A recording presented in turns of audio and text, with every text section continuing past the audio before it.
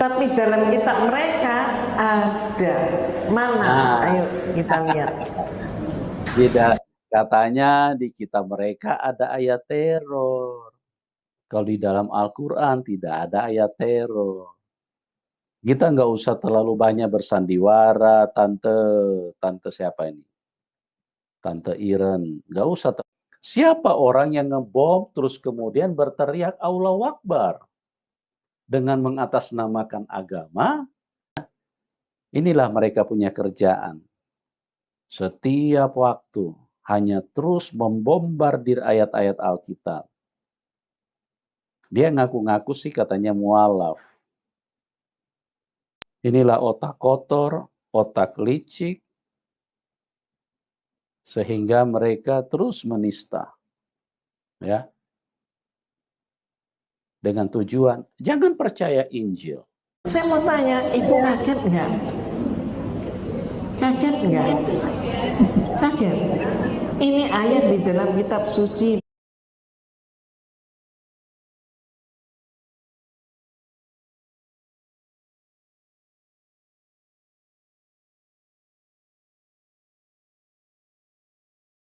Itu tadi siapa Paulus ya Mia. Kemudian kalau misi sendiri, misi dari ajaran Paulus itu seperti apa Mi? Garis besarnya ada 3. Yang pertama adalah mengkristenkan seluruh bangsa. Itu pertama. Kemudian kedua, membatalkan hukum Taurat. Oh, ini penting sekali nih, membatalkan hukum Taurat. Dan yang ketiga adalah mengajarkan doktrin Trinitas.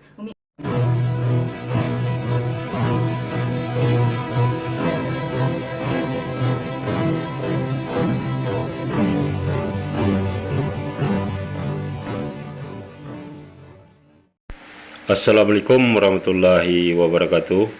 Alhamdulillahillazi hadana li hadza wa ma kunna linahtadiya laula an hadanallah. Asyhadu an la ilaha illallah wahdahu la syarikalah wa asyhadu anna Muhammadan abduhu wa rasuluhu la nabiyya ba'da. Puji syukur kehadirat Allah Subhanahu wa taala karena kita diberikan waktu dan kesempatan berjumpa kembali melalui channel Salam Satu Akidah. Semoga kita semua dirahmati Allah dan beri kekuatan serta keteguhan hati di dalam iman Islam untuk terus meningkatkan iman serta ketakwaan kita terhadap Allah Subhanahu wa taala. Baik saudaraku semuanya, pada kesempatan kali ini saya akan menampilkan sebuah video ya. Si Ucup Manugulu yang terus-menerus menyerang para mu'alaf ya, dan kali ini yang jadi sasarannya adalah Umi Hajah Irena Handono ya. Jadi setiap ceramah para ustazah mu'alaf ya yang meluruskan isi Bibel tersebut itu membuat si Ucup Manugulu ini kepanasan ya. Sangat gelisah dan resah, bahkan mungkin bagi dia sesuatu yang menakutkan ya, karena akan berefek pada masalah finansial kehidupannya. Nah begitu juga di video ini saya nanti juga akan menyertakan bagaimana Ustazah Umi Hajah Irena Handono ya memberikan penjelasan tentang kekristenan tersebut ya, dan tentunya sangat bisa diterima oleh akal pikiran kita karena beliau menggunakan data ya, yaitu yang bersumber dari Al-Quran serta hadis dan tidak lepas dari histori sejarah. Namun sebaliknya ya, si Ucup Manugulu ini mengomentari para mu'alaf tersebut hanya berdasarkan dogma, kemudian diimani, ditambah asumsi ya. Jadi seperti itulah setiap kali dia mengomentari para mu'alaf cerdas kita. Namun dia sepertinya tidak merasa malu ya, atau tidak merasa minder, karena kalau kita dengarkan penjelasan para mu'alaf yang cerdas tersebut, itu sangat logis sekali, karena memang ada data yang bisa diuji serta dipertanggungjawabkan secara ilmiah ya. Nah, bagaimana celotehan si Ucup ini dalam mengomentari Umi Hajah, kita dengar terlebih dahulu ya. Setelah itu baru nanti kita lihat bagaimana penjelasan seorang Umi Hajah Irena Handono tentang kitab Bibel itu sendiri. Nah, tanpa panjang mukadimah, langsung saja kita simak videonya. Selamat menyaksikan.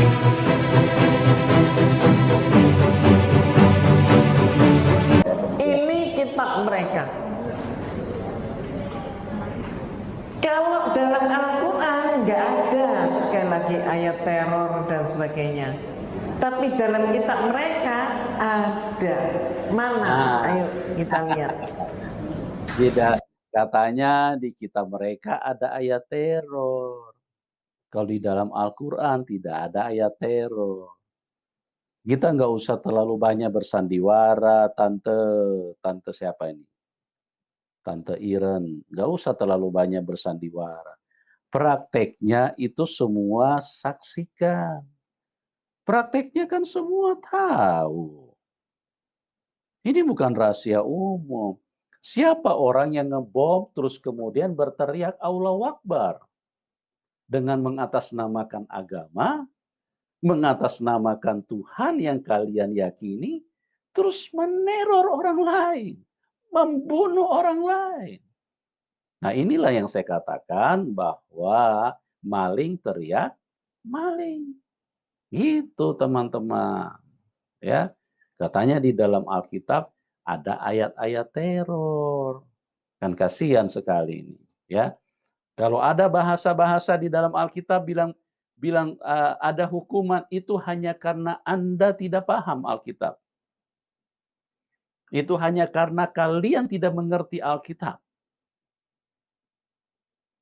Makanya diskusilah, belajarlah dengan ahli kitab itu sendiri supaya kalian menjadi pintar terhadap kebenaran.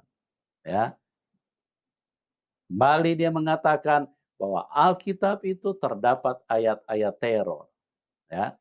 Kalau kita menyaksikan secara langsung bahwa apa yang terjadi, yang teror itu sudah dipraktekkan oleh orang-orang yang beragama Islam. Semoga saja ya si Ucup Manuk Bulu ini melihat video ini ya. Dia seringkali mengatakan bahwa Islamlah yang menghujat, yang menistakan agama serta kitab mereka. Nah, barusan saja kita sudah dengarkan ya omongan si Ucup ini. Malahan dia yang memfitnah ya, serta merendahkan ajaran Islam itu sendiri. Nah, seperti halnya tadi Umi Hajah Irena Handono mengupas di dalam Bibel bahwa memang banyak terdapat ayat-ayat yang sangat keras ya, yang kejam kalau kita nilai dari sisi kemanusiaan, dan itu bukan satu atau dua ayat saja. Nah, sebaliknya kalau si Ucup ini beserta kroninya itu biasanya menuduh di dalam Al-Quran terdapat ayat-ayat yang sadis, yang ada perintah membunuh. Nah, itulah fitnahan yang mereka tujukan kepada Al-Quran biasanya ya. Nah, dari sini sebenarnya sangat ketahuan sampai sejauh mana kecerdasan berpikir si Ucup Manuk Bulu ini ya. Dan kalau saya mengibaratkan pemikirannya tidak ubahnya seperti seekor kodok yang terkurung di bawah tempurung yang tertelungkup ya. Jadi kalau dia melihat di dalam tempurung tersebut, dia adalah sudah menguasai segalanya. Namun ketika tempurung kelapa tersebut dibukakan, maka dia akan melihat begitu luasnya dunia ini ya. Nah, begitu juga di dalam dia memahami Al-Quran. Nah, Al-Quran tersebut bukanlah bahasa manusia ya, dan tentunya yang berfirman di situ adalah Allah. Nah, kalaupun ada ayat yang menyatakan jihad ataupun perang, maka di situ akan ada penjelasannya, karena Allah Subhanahu wa taala sudah pasti maha tahu segalanya ya. Dan maka wahyu yang diturunkan tersebut tentu akan sesuai dengan kondisi, situasi serta zaman pada saat wahyu tersebut diturunkan. Nah, hal-hal seperti inilah yang tidak terjangkau oleh si Ucup Manubulu ini. Kemudian juga yang perlu dipahami ya, bahwa contohnya saja, misalkan di dalam suatu kelas ya, ada seseorang guru yang mengajarkan misalnya pelajaran moral, maka murid-murid yang lebih kurang 30 orang atau 40 orang itu dipastikan itu tidak akan sama memahami apa yang diajarkan, apa yang diucapkan oleh guru tersebut. Nah, seperti itu jugalah ketika orang-orang para oten ini mengkritisi Al-Quran, hal-hal seperti itu mereka tidak paham, apalagi yang dikritisi ini adalah Al-Quran yang bukan bahasa nenek moyang dia ya, dan tentunya itu akan sulit mereka pahami, karena Al-Quran membutuhkan kaedah-kaedah tertentu untuk mengerti apa betul yang disampaikan atau diwahyukan oleh Allah tersebut. Jadi seperti itulah kedangkalan cara berpikir si Ucup ini ya, setiap kali mengkritisi Islam, terutama sekali Al-Quran. Berbeda dengan Bibel itu sendiri, karena sangat gampang dipahami karena menggunakan bahasa terjemahan ya, yang tidak perlu lagi untuk diartikan dengan berbagai macam asumsi. Okey, kita lanjut lagi. Oke, silakan langsung baca dari Bible. Itu di dalam ayat. Ada yang membaca fitnah di antara kita. Mazmur 137 ayat 9 ya. Oke, coba kita lihat ayatnya. Mazmur 137 ayat 9. Inilah otak kotor, otak licik, sehingga mereka terus menista. Ya. Ini kan memang benar-benar logika mereka ini logika apalah istilahnya ya. Saya cuma bisa pakai logika mampet. Tinggal terserah teman-teman mau pakai logika apa. Nah, benar-benar sangat kotor ya omongan ucapan si Ucup ini. Katanya adalah ajaran kasih, tetapi sedikit pun tidak mencerminkan dari kata-kata yang keluar untuk memfitnah serta merendahkan seseorang ya. Memang sangat kelihatan sekali dia berusaha dengan keras untuk memutarbalikkan fakta. Kerana kita umat Muslim kenapa mengkaji Bibel yang mereka yakini, karena memang sudah diinformasikan di dalam Al-Quran ya, dan kita tentu meneliti serta meluruskan Bibel tersebut yang tidak sesuai dengan ajaran Yesus sendiri. Sementara mereka memfitnah serta menjelekkan agama Islam itu hanya berdasarkan asumsi serta ketidakpahaman mereka terhadap Islam, dan juga tentunya adalah Al-Quran ya, yang membawa dua mukjizat yang abadi. Yang pertama, mukjizat dari segi tutur kata dan susunan bahasa ya, yang tidak sanggup ditandingi oleh manusia manapun di seluruh dunia ini. Walaupun mereka bergotong royong menyusun kalimat-kalimat untuk menandingi kalimat-kalimat Al-Quran itu sendiri. Dan juga Al-Quran tersebut adalah mukjizat kalau dilihat dari segi kandungan dan isinya yang bersifat universal dan yang mengandung segala dasar-dasar bagi perkembangan masyarakat dari masa ke masa sampai ke akhir zaman. Jadi tidak sembarangan ya oten-oten untuk memahami Al-Quran tersebut. Ada ibu kemudian lihat sama nggak yang dibaca di situ dengan yang di sini. Orang yang menangkap dan mengerjakan anak-anaknya pada Anak-anakmu. pada Nah, tuh. Nah, tuh. Ibu, saya mau tanya, ibu kaget nggak? Kaget nggak? Kaget. Ini ayat di dalam kitab suci, Bu. Ya, yang kaget itu kan Tapi yang apa? orang-orang yang punya niat licik, punya niat jahat, ya, seperti Tante Iren ini, ya pura-pura kaget. Siapa yang kaget? Karena logika kalian logika beracun, logika mampet. Ya jelas aja kalian dengan tujuan untuk menjatuhkan kekristenan. Jangan percaya Alkitab, jangan percaya Tuhan Yesus. Apa ayat-ayat seperti ini? Percayalah kepada Al-Quran, percayalah kepada Muhammad, percayalah kepada Allah SWT. Itu kan tujuannya kan? Sama persis yang di Taman Eden itu. Jangan percaya itu. Ya, sekali lagi teman-teman, kami orang-orang Kristen tidak akan pernah tertarik untuk membahas Islam. Karena Islam tidak pernah diakui di dalam Alkitab. Tidak pernah diakui. Muhammad, Allah SWT tidak pernah diakui. Tapi karena kalian menista, kalian menjatuhkan, saya punya hak mutlak untuk memberikan tanggapan sekaligus attack balik terhadap apa yang kalian fitnahkan. Berbahagialah orang-orang yang menangkap dan memecahkan anak-anakmu pada bukit batu. Coba, serem nggak? Jadi ayat apa ini? Kekerasan.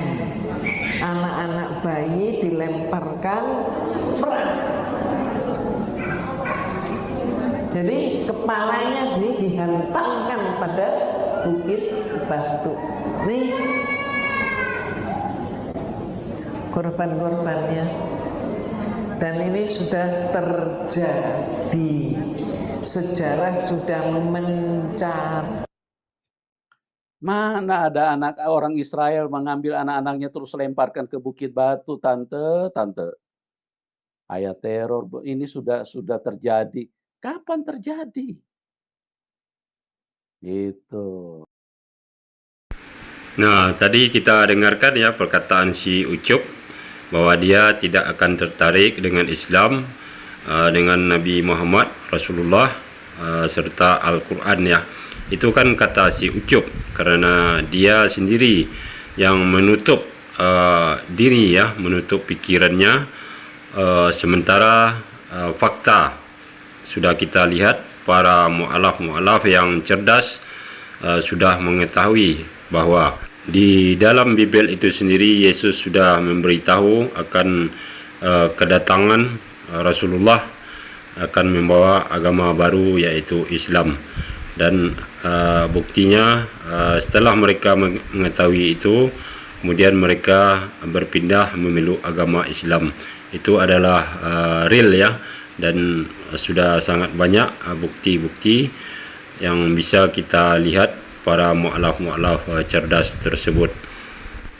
Nah, tadi kita sudah dengarkan ocehan si Ucup Manuk Bulu ini di dalam mengkritisi Umi Hajah Irena Handono ya, yang semuanya hanya omongan kosong dan bualan kosong tanpa mempunyai dasar yang jelas, tidak menggunakan data serta dalil ya.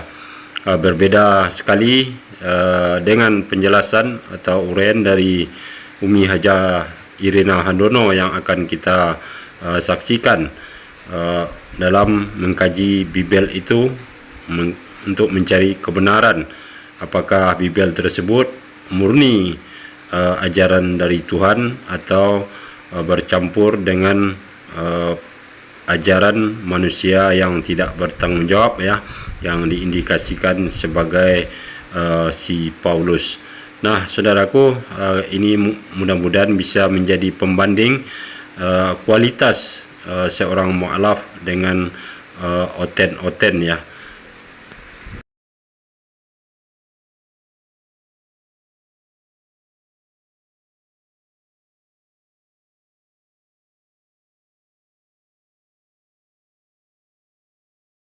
Jelas itu tadi siapa Ya. Paulus ya nih ya. Kemudian kalau misi sendiri, misi dari ajaran Paulus itu seperti apa Mi? Garis besarnya ada 3. Ya. Yang pertama adalah mengkristenkan seluruh bangsa. Itu pertama. Kemudian kedua, membatalkan hukum Taurat. Oh, ini penting sekali nih membatalkan hukum Taurat. Dan yang ketiga adalah mengajarkan doktrin Trinitas. Umi, maaf, kalau membatalkan hukum Taurat berarti nanti akan ada dong Mi beberapa hukum yang memang dari Taurat itu makanan atau minuman atau hukum-hukum tertentu dalam Ya, kehidupan nanti- yang nanti kita lihat. kita lihat ya Mi ya. Nah, Oke, nah. baik. Nah, Lanjut. sekarang kita akan melihat tentang yang kedua, yaitu ajaran Paulus adalah justru membatalkan Taurat. Ya. Nanti kita bisa bandingkan ini bagaimana ajaran Nabi Isa. Ya. Ya, iya, Umi. Jadi Paulus itu justru membatalkan Taurat. Iya, Umi. Di mana kita bisa mengetahui? Lihat saja antara lain di dalam surat Roma pasal 5 ayat 20. Iya. Ini kita perlu tahu, surat Roma itu siapa yang buat? Iya, Paulus. Paulus. Paulus kepada jamaah di Roma. Jadi kepada jamaahnya dia, murid-muridnya dia di Roma. Dia bilang, tetapi hukum Taurat ditambahkan supaya pelanggaran menjadi semakin banyak. Dan di mana dosa bertambah banyak, di sana kasih karunia menjadi berlimpah-limpah. Paham nggak? Mungkin nih kalau Intan anaknya Umi kan bikin aturan nih. Intan nggak boleh ini, Intan nggak boleh itu. Tapi ketika Intan justru melanggar semuanya, Intan yakin Umi pasti akan tambah sayang. Betul seperti itu Mi. Hukum pelanggaran kan semakin banyak Intan melanggar aturan yang sudah Umi buat, dan Intan yakin pasti Umi akan lebih sayang. Kayaknya seperti itu bukan? Aduh, gimana itu ya? Itu digetok ya Mi kayaknya ya. Ketok deh Aduh. ya. Ya ini kan nih kasih karunia menjadi berlimpah-limpah. Nah, Kan? di mana pelanggaran menjadi Bertambah. bertambah, kasih karunia karunia semakin Berlimpah-limpah. berlimpah-limpah. Jadi ini Ya, kemudian intinya begini, kayaknya sulit ya untuk bisa dipahami. iya. Dan jangan kaget, banyak sekali surat-surat Paulus warnanya begini, abu-abu. Dibilang putih enggak, dibilang hitam pun enggak, Oke. gitu ya. Coba kita lihat lagi deh terus ya. Iya, Mi. Roma pasal 7 ayat 6. Tetapi sekarang kita telah dibebaskan dari hukum Taurat. Jadi seolah-olah ada jeratan nih ya. Sebab kita telah mati bagi dia. Dia siapa ini maksudnya? Ya siapa ini media nih? Nggak paham nih. Nabi Isa. Bagi Taurat. Ini kan kita bicara tentang Dia Taurat. Taurat nih. Dia Taurat. Nah. Yang mengurung kita. No. Berarti hukum Taurat tuh membuat kita nggak bebas. Oke. Sehingga kita sekarang melayani dalam keadaan baru menurut roh. Roh ini siapa, Umi? Nah, oke, nanti dulu ya. Hmm. Dan bukan dalam keadaan lama menurut huruf hukum Taurat. Nah, apa lagi kan? Iya. Berarti hukum Taurat itu Intinya apa? Hmm. Yang kita tahu, intinya Paulus menghendaki udah Taurat nggak usah dipakai. Kayak lagi. Iya. Karena Taurat itu yang menjerat, Taurat itu yang mengurung, dan kita sekarang kata dia sudah dibebaskan dalam keadaan baru menurut hukum roh. Menurut roh. Menurut roh. Iya. Oke. Kita lihat lagi deh, satu lagi deh ya. Oke, Umi. Di Galatia pasal 3 ayat 13. Oke. Maka dikatakan di situ Kristus telah menebus kita dari kutuk hukum Taurat. Oh, Jadi malah Taurat dianggap sebagai kutukan. Iya. Dengan jalan menjadi kutuk karena kita, sebab ada tertulis, terkutuklah orang yang digantung pada kayu salib. Loh, Kayu salib. Kemarin kita habis ngebahas salib tuh. Oh, ya Allah. Terus jadi gimana ya? Terkutuklah orang yang tergantung pada kayu salib. Yang di dalam kayu salib siapa itu Mi yang terpampang nyata? Nah, tapi dikatakan di sini sebab ada tertulis gitu kan. Jadi kesalahan itu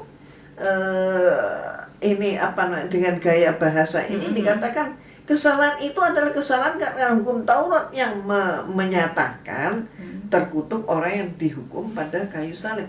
Memang di dalam Perjanjian Baru pun ditulis bahwa salib itu adalah hukuman untuk mereka-mereka yang berbuat kriminal. Oke, jadi hukuman untuk para pendosa, Iya, berbuat jahat, orang jahat. iya, gitulah. Nah itulah. Tapi kalau Jadi, mereka yang salah sendiri- Tauratnya, seolah-olah yang begini. salah Tauratnya, iya. Inilah cara untuk membatalkan Hukum Taurat. Taurat. Oke. Oke. Iya. Nanti bagaimana Nabi Isa, bagaimana Iya, Yesus nanti ya. Iya, Mi. Jadi yang tadi Umi jelaskan itu adalah penjabaran dari doktrin misi ajaran Paulus, yaitu mengkristenkan seluruh bangsa, membatalkan hukum Taurat Ya. dan doktrin Trinitas. Ya. Oke. Bagaimana dengan misi dari ajaran Nabi Isa sendiri, Umi, atau Yesus? Nah, ya. Jadi misi ajaran Nabi Isa atau yang mereka sebut Yesus itu yang pertama adalah justru kebalikannya dari Oke. Paulus, yaitu membenarkan Taurat. Membenarkan hukum Paulus tadi membatalkan. membatalkan kan. Ini justru Nabi Isa atau Yesus membenarkan Taurat. Terus kemudian diutus untuk Bani Israel. Lebih kecil lingkupnya, Mi. Ya, Kalau tadi kan lingkupnya bangsa-bangsa. adalah untuk Bani Israel. Oke. Mencari domba yang sesat Sesat. di kalangan Bani Bani Israel. Israel. Ya. Terus kemudian juga menubuatkan Nabi Muhammad Sallallahu Alaihi Wasallam. Ini ya. Iya. Kalau Paulus ya Nggak ada justru buat justru kebalikannya. doktrin, iya. Sekarang kita untuk meneliti tentang Nabi Isa atau yang mereka sebut Yesus, coba kita buka Al-Quran kita, ya. Jadi dalam surat As-Saff ayat 6. Coba Intan baca. Oke. Di Huruf surat As-Saff Arabnya. ayat 6, huruf Arabnya, Mi. Mm-mm. A'udzubillahi minasyaitonirrajim. Idz qala Isa ibnu Maryam, ya bani Israila, inni rasulullahi ilaikum musaddiqan lima baina yadayya minat Taurat wa mubashshira bi rasulin ya'ti min ba'di ismuhu Ahmad. Falamma ja'ahum bil bayyinati qalu hadza sihrun mubin. Ya, jadi coba Umi ini terjemahnya ya. Ya. Dan ingatlah ketika Isa ibnu Maryam berkata, hai Bani Israel, sesungguhnya aku adalah utusan Allah kepadamu. Utusan ya. Utusan, iya. Terus membenarkan kitab sebelumku yaitu Taurat. No, Ya, membenarkan. bukan membatalkan ya. Membatalkan, iya. Dan memberi kabar gembira tentang datangnya seorang rasul yang datang setelahku, sesudahku. Namanya Ahmad, Muhammad. Muhammad sallallahu alaihi wasallam. Maka tatkala rasul itu datang kepada mereka dengan membawa bukti-bukti yang nyata, mereka berkata, ini adalah sihir yang nyata. Mereka ini siapa? Ya orang yang tidak mempercayai kenabian ya. Muhammad. Seperti yang kita bahas pekan lalu ya, Mi ya, tentang Betul. Sela Kedar itu. Itu lebih jelas, silahkan disimak yang sebelumnya, video kami sebelumnya tentang nubuat Nabi Muhammad. Nah ini Baik, dari ya. Al-Quran ya. Sekarang Sekarang kita lihat dari Al-Quran. Al-Quran. Mungkin tambahkan satu lagi ya. Iya. Ali Imran 50. Dan aku datang kepadamu membenarkan Taurat yang datang sebelumku dan untuk menghalalkan bagimu sebagian yang telah diharamkan untukmu, dan aku datang kepadamu dengan membawa suatu tanda mujizat dari Tuhanmu. Karena itu bertakwalah Allah dan taatlah kepadaku. Bertakwalah kepada Allah ya, dan taatlah kepadaku. Iya. Pada Allah maksudnya gitu ya, Mi. Nah, Oke, itu tadi sebagian ayat yang dari Al-Quran. Kalau Ya. dari Bible sendiri, Umi? kita lihat sekarang Oke, ya. ya. Kita buka bagaimana sih Bible. Tadi waktu Paulus kan juga menggunakan ayat Bible, Iya. ya nah. Nah sekarang kita pun juga gunakan ayat Bible. Iya. Ya imbangan. Iya, iya Umi. Kita lihat di dalam Matius pasal 5 ayat 17 sampai 18. Janganlah kamu menyangka bahwa aku datang untuk meniadakan hukum Taurat atau kitab para nabi. Jangan disangka aku akan meniadakan hukum Taurat ya Mi. Lanjutannya Taurat dan kitab para nabi. Yes. Aku datang, jadi ini kalimatnya adalah kalimat diterangkan, ya. Ya, aku datang bukan untuk meniadakannya, ya, melainkan untuk menggenapi. Sekarang tentang ajaran Nabi Isa untuk Bani Israel. Bani Israel. Surat Ali Imran ayat 49 ini kita lihat dalam Al-Quran dulu ya. Iya Mi. Dan sebagai rasul kepada Bani Israel yang berkata kepada mereka, sesungguhnya aku telah datang kepadamu dengan membawa suatu tanda atau mujizat dari Tuhanmu, yaitu aku membuat untuk kamu dari tanah berbentuk burung, kemudian aku meniupnya, maka ia menjadi seekor burung dengan seizin Allah. Dan aku menyembuhkan orang yang buta sejak lahirnya, dan orang yang berpenyakit sopak. Dan aku menghidupkan orang mati dengan seizin Allah. Dan aku kabarkan kepadamu apa yang kamu makan dan apa yang kamu simpan di rumahmu. Sesungguhnya pada yang demikian itu adalah suatu tanda kebenaran kerasulanku bagimu, jika kamu sungguh-sungguh beriman. Jadi siapa yang menyatakan ini? Adalah Nabi Isa, ya?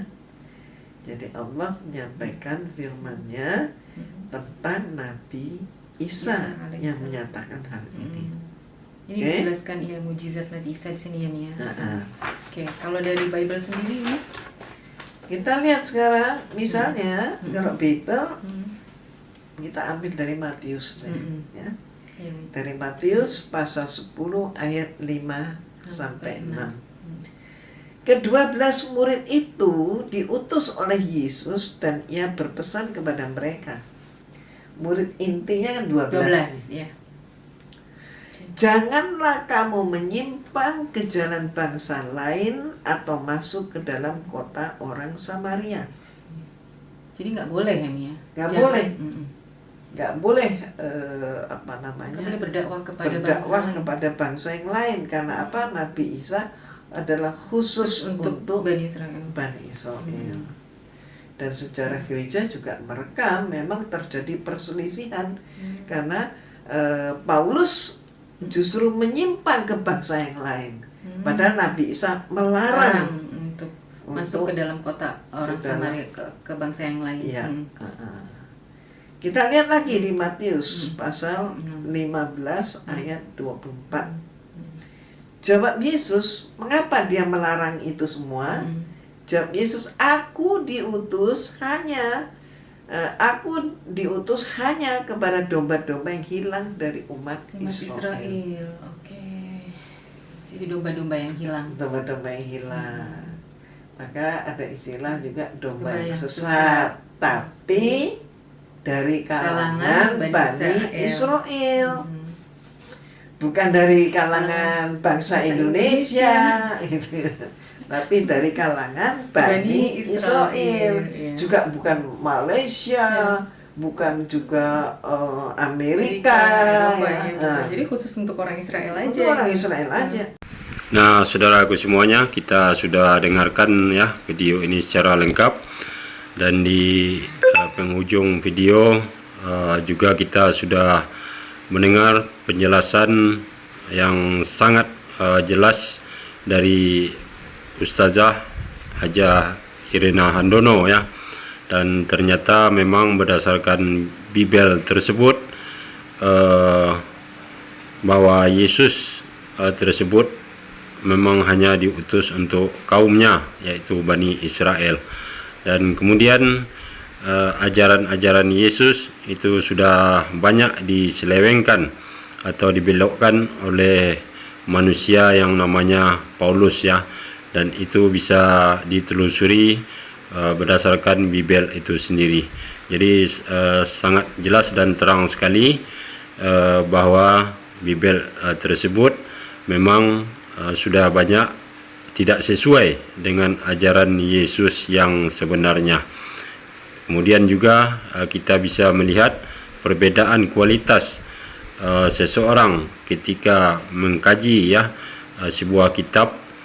Itu sangat kelihatan orang yang belajar serta memahaminya dengan baik menggunakan akal pikiran, tentu apa yang disampaikan sangat bisa kita terima dengan akal pikiran yang logis juga. Berbeda ya dengan para oten yang selama ini kita sering dengar dan saksikan bahwa mereka itu dalam mengambil suatu kesimpulan itu sangat banyak tertinggal pikiran mereka ya, sehingga tidak menyampai untuk memahami tentang kitab suci. Nah, demikianlah saudaraku semuanya, mudah-mudahan video ini bisa bermanfaat. Terima kasih. Assalamualaikum warahmatullahi wabarakatuh.